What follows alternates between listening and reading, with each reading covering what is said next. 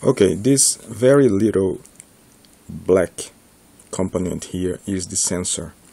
So, and this yellow paper here represents the door. So I'm going to close the door. This is the simulation of the closing the door, and I need to switch on the alarm.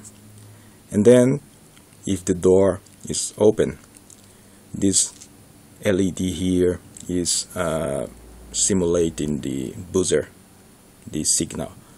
And if I close the door again 5 seconds later, the signal goes off.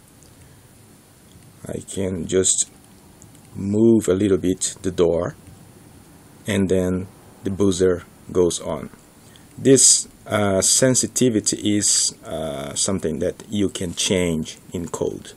So here, when I just start to open the door, the buzzer goes on, or the LED goes on. So we can change how much the sensitivity is necessary, and then we can upload again the code.